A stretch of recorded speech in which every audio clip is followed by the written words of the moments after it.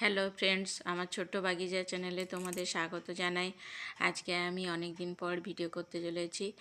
আর আমি বেশ কিছুদিন বাড়িতে ছিলাম না, আর প্রায়শই আমাকে বাইরে চলে যেতে হয়, সেই জন্য আমি ভিডিও করতে পারিনি। আর আমার এখন মনে হলো যে এই ভিডিওটা করা খুবই দরকার, আর সেই জন্যে আমি আবার ভিডিও করতে শুরু করেছি। দেখুন, এগুলো আমার শিম গাছ।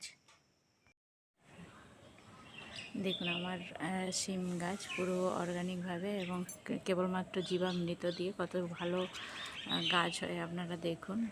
এটা দেখানোর জন্যই আমি আবার ভিডিও করা শুরু করেছি।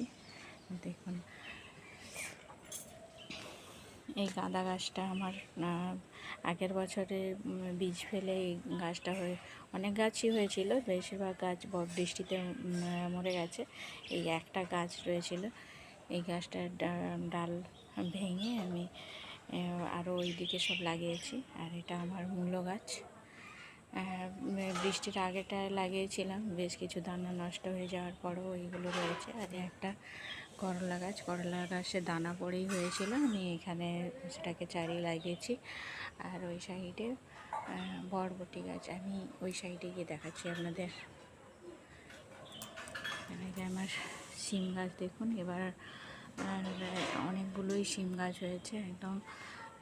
এটা তো আমি নিচে থেকে ঠিক মতো আপনারা বুঝতে পারছেন না কীরকম হয়েছে। শিম গাছে ফুল আসাও শুরু হয়ে গেছে। আমি ওপর থেকে একবার আপনাদের দেখাবো।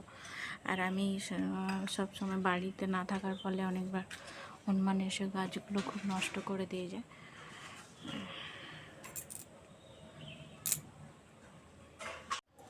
এইগুলো আমার চন্দ্রমল্লিকার গাছ। গাছগুলো আগের বছরের পুরানো গাছ, এইবারে আমি নতুন করে কোনো গাছ টবেতে লাগাইনি। আমাকে প্রায় মাঝের মধ্যেই বাইরে চলে যেতে হবে, সেই জন্য আমি টবে কোনো গাছ লাগাইনি। আর আগের বছরের গাছগুলোকে একটু খাবার দিয়ে একটু যত্ন করে এখানে রেখেছি, এতে কুঁড়িও এসে গেছে।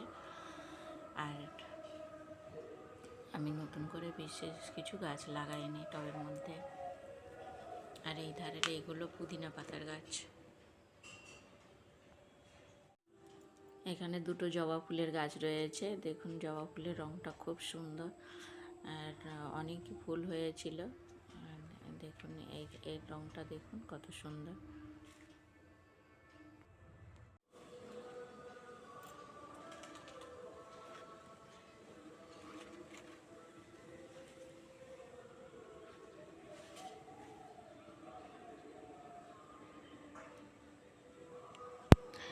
শিম গাছগুলো আমি মাচার ওপর থেকে দেখাচ্ছি, দেখুন কত সুন্দর শিম গাছ হয়েছে। আর পাতার ওপর যে সাদা সাদা দাগগুলো দেখছেন, আমি কিছুদিন আগে কয়েকদিনের জন্য বাইরে গিয়েছিলাম, তখন আমি জলে মাটি গুলে ছিটিয়ে দিয়েছিলাম।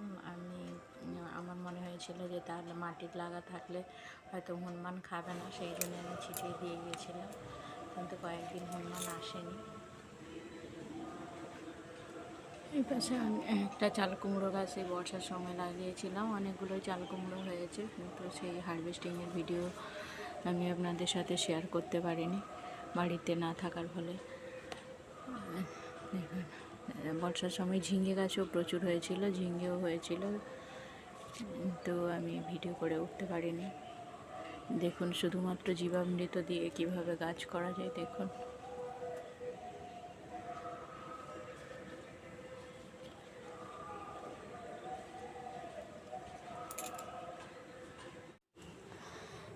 এখানে আমি আগে লাল নোটে দানা দিয়েছিলাম, কিন্তু সেই বৃষ্টির সময় সব ধুয়ে নষ্ট হয়ে গেছে গাছগুলো। আবার আমি এটা কুপিয়ে মাটি রেডি করে এতে মেথি দানা বুনেছি, কালকে সব বুনেছি। আর এই ধার দিয়ে আমি গাঁদা গাছ লাগিয়েছি, বরবটি গাছ। বাড়িতে না থাকার ফলে সময় মতো কাজগুলো করতে পারিনি, সেই জন্য বরবটি গাছ লাগানো একটু দেরি হয়ে গেছে।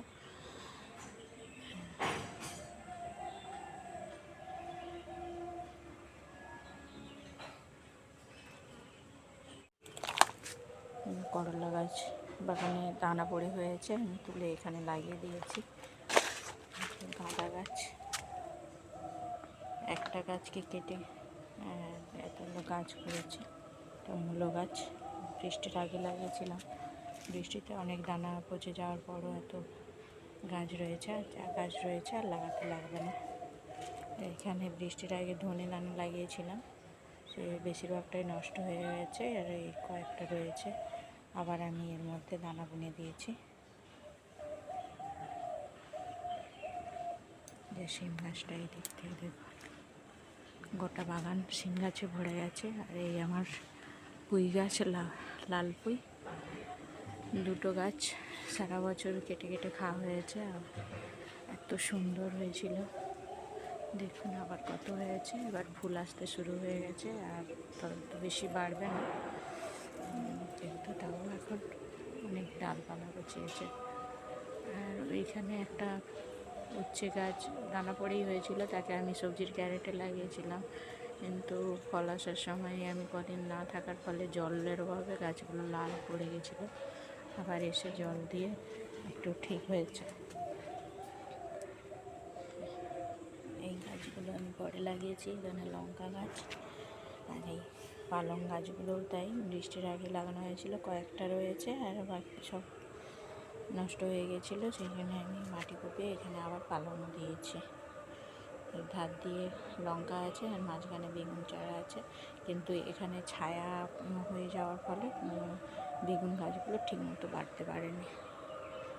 দেখুন হলুদ গাছগুলো শুকনো হয়ে আসছে, পুরোপুরি শুকনো হয়ে গেলে তারপর আমি হারভেস্ট করব।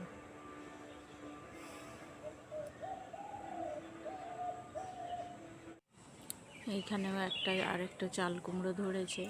গাছটা তো অনেক দিনের পুরানো হয়ে গেছে, ততটাও ভালো হবে কিনা ওটা বুঝতে পারছি না।